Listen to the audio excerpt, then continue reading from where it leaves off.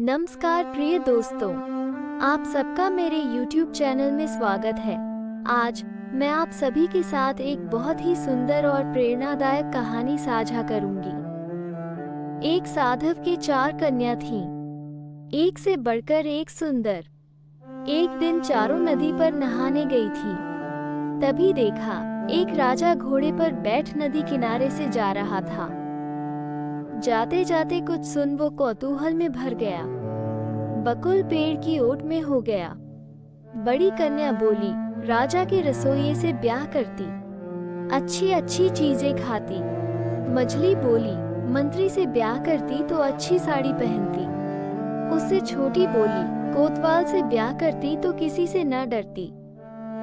सबसे छोटी सबसे सुंदर बोली, राजा से विवाह करती, राजा पटरानी कर रखता, कभी दूर न करता। राजा ने सब सुना। महल में लौटकर साधु बनिया को बुलाया, सब बताया। जिसकी जो इच्छा उसे वही विवाह कर दिया। खुद छोटी से विवाह कर पटरानी बना चैन से रखा। अन्य विवाह कर वहां दासी बन रही। कहा है, यह मन सोचता जो समय पर पाता है सो। सबकी मन की इच्छा पूरी हुई, पर तीनों बहनों का मन फीका पड़ गया। छोटी बनी सबसे बड़ी, पटरानी, हम उसकी नौकरानी। जले हमारी बुद्धि, तब इतना पता था, जितना भी पछताए क्या होगा। जिसका मन जितना, उसका प्रभु उतना। ये तो देवों का विधान है, इसे कौन बदल सके। फिर भी छोटी बहन पर सबने रोष रखा। इधर विधाता ने ऐसा किया, बड़ी को अभी तक कोई बच्चा नहीं, छोटी को बच्चा होने की आस हुई। जो कुछ गुस्सा था अब और बढ़ गया। तीनों ने मिल कहा, हम बड़ी होकर बांझ खाली बैठी, ये इतनी छोटी होकर भी बनेगी बेटी बेटे की माँ। अब मौका है, देख लेंगी। तीनों रोज आती, बहन को मीठी मीठी बात कहकर फुसलाती। कोई वेश करती, कोई जूड़ा गूंथ देती, कोई पान बना देती, कोई पांव सहला देती। यो सब मिल सेवा करती। छोटी इतना छल कपट नहीं जानती। बड़ी बहनों के भाव स्नेह में बह जाती, उन्हें छोड़ती नहीं। कहते हैं दुश्मन कहाँ, माँ के पेट से। छोटी उनके स्नेह में पागल हो रहे। तीनों बैठ चिंता करती, कैसे इस महल से इसे विदा कराएं। देखते देखते रानी को पूरा 10 मास हो गया। रानी को कष्ट हुआ, बहनों ने ठीक कर लिया। पहले जाकर जच्चा घर पहुंची, वहां से दाई को विदा किया। बहन ने कहा, हम देख लेंगी, हमसे अधिक कौन है। किवाड़ बंद कर लिए। रानी की आंख पर पट्टी बांध दी। रानी, बहन, पट्टी क्यों बांध रही हो। बड़ी बहन ने कहा, चुप रह, दर्द हो तब पट्टी बांधते हैं, ये राज की प्रथा है। रानी को दिव्य सुंदर पुत्र हुआ। कुआं कुआं करने से पहले बक्सा में बंद कर नदी में बहा दिया। बक्सा में से बंदर का बच्चा निकाल रानी के पास रख दिया। दासियों ने हुलू ध्वनि की, कहा, अरे देखो, रानी ने बंदर के बच्चे को जन्म दिया है। सब अवाक, आदमी कभी बंदर को जन्म दे सके। सब खुसर फुसर करें, पर बड़ों की बात का उत्तर नहीं कि स्वर्ग को सीढ़ी नहीं। राजमहल की बात मुंह खोले सिर कटे। राजा ने सुना, रानी ने बंदर का बच्चा जन्म किया। जानकर शर्म से राजा का सिर झुक गया। चुप रह गए। फिर रानी को दोबारा आस हुई। बहनों ने आकर दर्द संभाला, धाय विदा कर दी। रानी को दिव्य सुंदर पुत्र हुआ। एक बहन ने बक्सा में रख उसे भी नदी में बहा दिया। बिल्ली के बच्चे को नाड़ लगा रख दिया। राजा चिंतित, भाग्य मान रहे।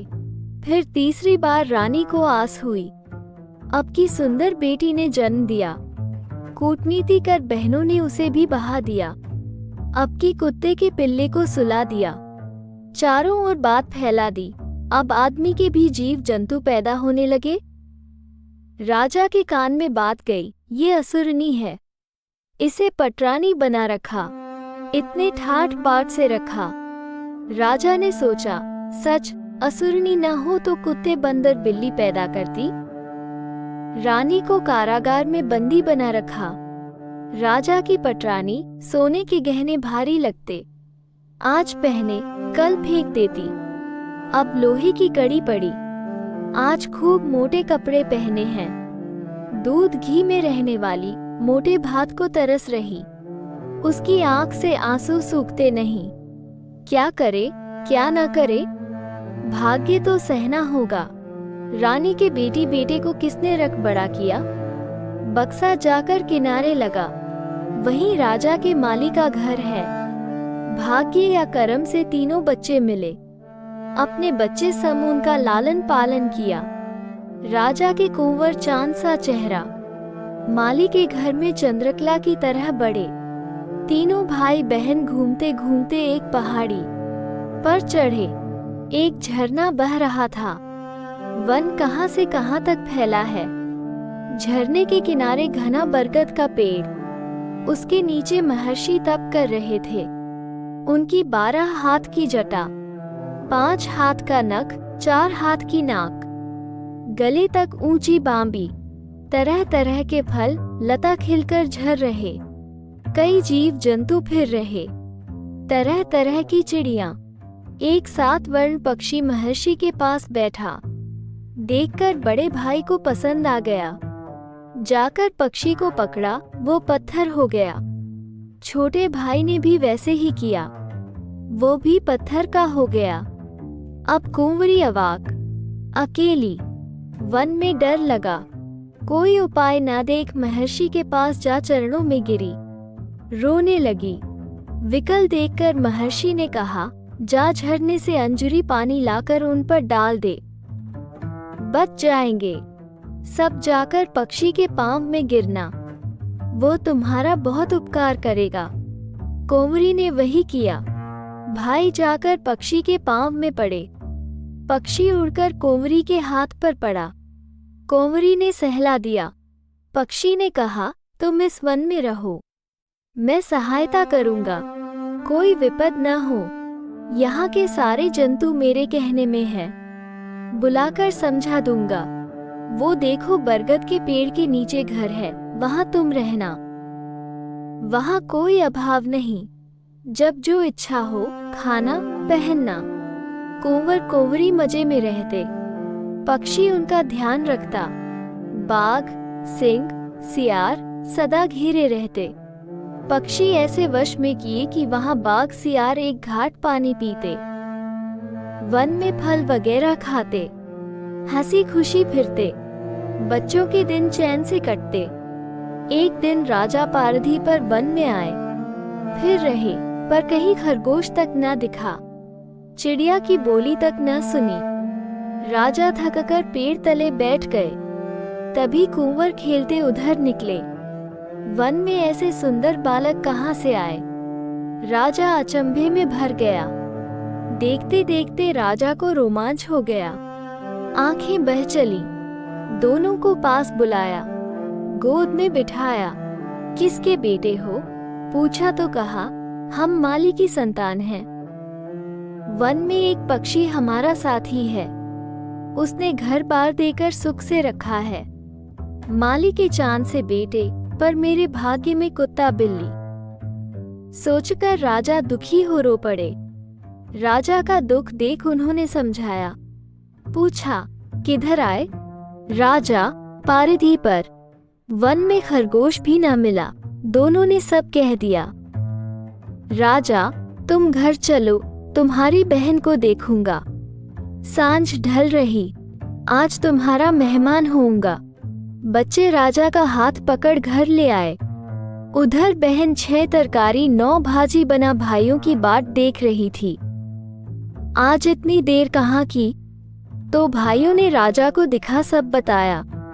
बहन ने पानी लाकर रखा, पांव धोए, जगह ठीक कर खाने पर बुलाया। राजा वो अद्भुत बना भोजन खाकर बोले, ऐसा स्वादिष्ट खाना कभी न खाया। पक्षी, ये कैसा पकाना? एक बार लंका के राजा ने निमंत्रण दिया। वहां माणिक मोती की तरकारी बनाई। वह चखते तो इसे हटा देते। पक्षी की बात सुन राजा हंसे। कहा, तुमने पसंद की बात नहीं कही। माणिक मोती की तरकारी होती है। पक्षी, कुत्ते, बिल्ली, बंदर आदमी जन्म कर सके, ये तो मान गए, मेरी बात हंसी में उड़ा दी। सुनकर राजा अवाक। मेरे घर की खबर पक्षी ने जानी कैसे? सब जानता। पक्षी के पांव पर विनती की। पक्षी ने सब खोल बताया। राजा अपने बेटी बेटों को लेकर घर गए। बंदीशाला से छोटी रानी को छुड़ाया। तीनों बहनों के आगे उसे गहने, पाट वस्त्र पहनाए, सोने की डोली पर बिठाया। गोद में चांद से बेटे बेटी को लिया। उनकी चोटी काट तीनों बहनों का मुंह काला कर गांव में ढिंढोरा पीट घुमाया। डायन घोषणा कर दी। आखिर खाने के गड्ढे में नीचे कांटे डाल गाड़ ऊपर कांटे लगा दिए। रानी सुख सौभाग्य में रही। मुझे आशा है कि आप सभी को यह वीडियो पसंद आया होगा।